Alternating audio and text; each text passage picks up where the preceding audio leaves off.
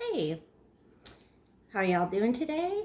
I'm doing good. I just wanted to give you a little intro video with my little blueberry and myself and talk about parrotlets and parrot behavior and what to expect when you take your little bird home. I wanted to start off with saying that our aviary is a closed aviary. So that means if we do bring in a new bird for breeding or whatnot, that bird would be quarantined for 30 days before being introduced to any other birds. So we're really big on taking care of our flock and making sure that all the birds are healthy.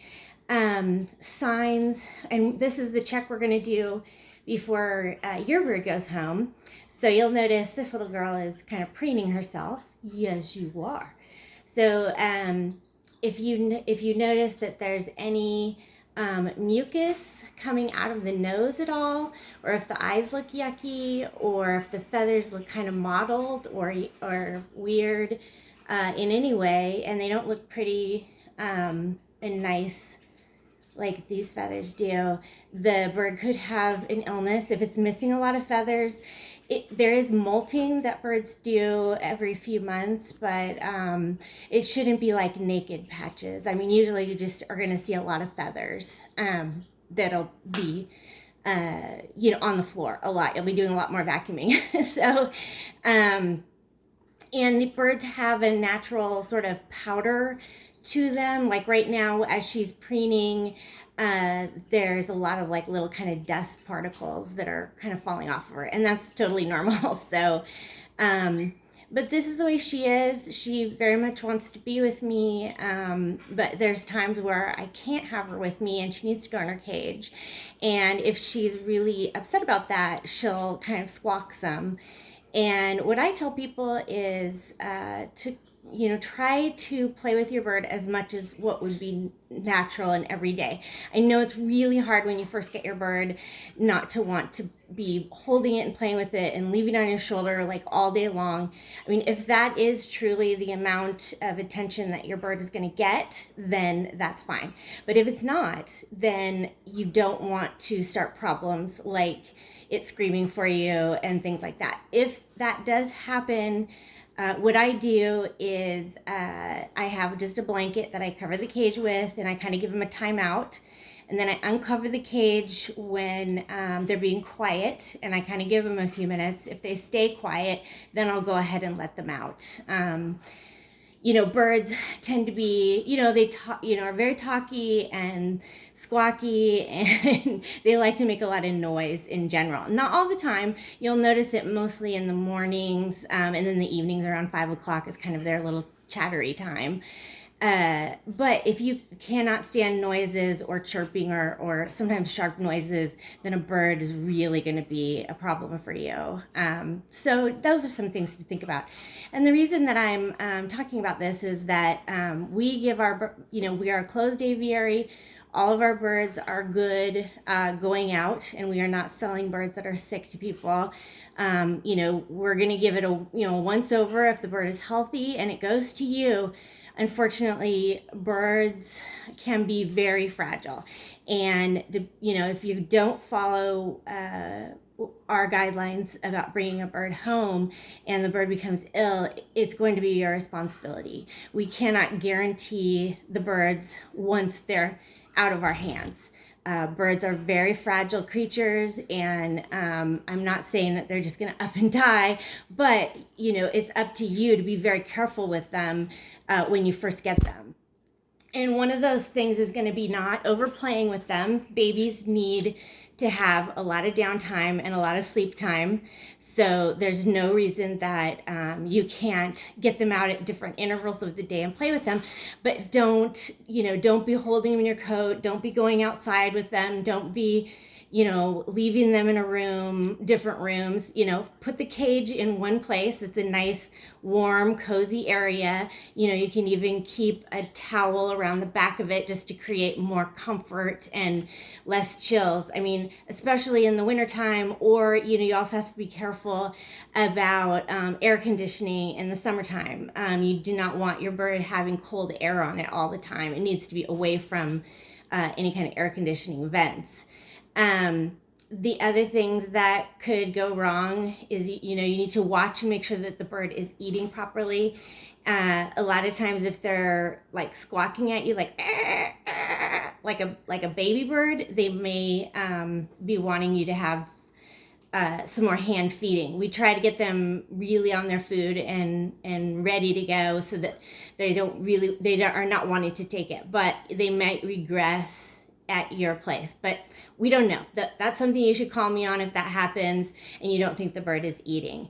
So be watching for the bird eating, be watching for any signs of them being fluffed up. Being down in the bottom of the cage is going to be a problem. If they seem like they're breathing hard, either call me, or there is an avian vet. It's Parker Animal Hospital and Bird Clinic. And birds, unfortunately, if they do get sick and you're seeing signs of it, it is kind of an emergency situation. Birds don't show they're really ill for a long time because they're not a predator. They're preyed upon animals, so they're not going to show in the flock that they are ill until they're really ill. So if you do see that there is some illness going on, please, go ahead and take them in right away.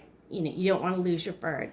A lot of times anything that's happened is probably pretty fixable with just a simple antibiotic.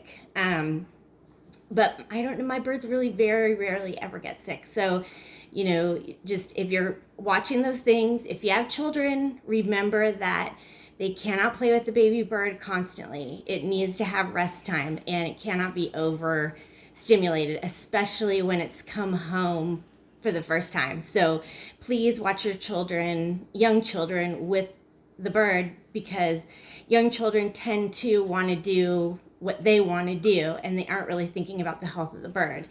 So a parent really needs to step in and let them know that, the bird needs to have a couple hours sleep. You can take them out again after that. So those are some of the things that, I really want to let you know. Usually we have a consult like this before the baby birds are going. But I think that it's nice to have this on videotape so that you can, go back and listen to this and be reminded of some of the things that are really important when you're first bringing a bird home. The other thing I wanted to talk about was open doors, things that can happen to your bird, because we cut the wings so they can fly down to the ground but not up. So you don't want, if a door is open, we don't want that bird flying out, because the bird does not know to come back, and it's going to fly, and that's probably going to be the end of your bird. If somebody finds it, they may not want to return it. They may not, keep it, or they might keep it, or it's going to get eaten by a predator. So please keep the wings clipped. I know it is fun to have them flying around the house, but it's just very dangerous, and you really don't want to lose your bird. It's just so sad, and then you feel so bad about it. So we do clip the bird's wings.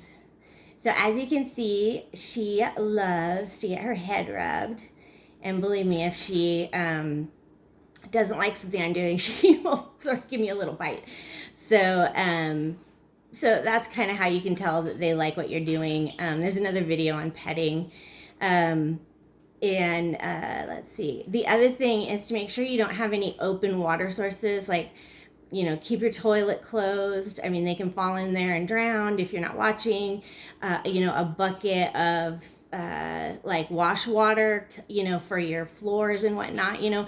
If you're doing some cleaning and you've got stuff like that out, that might be a good time to go ahead and put the bird in the cage until you're ready to get that dumped out of there.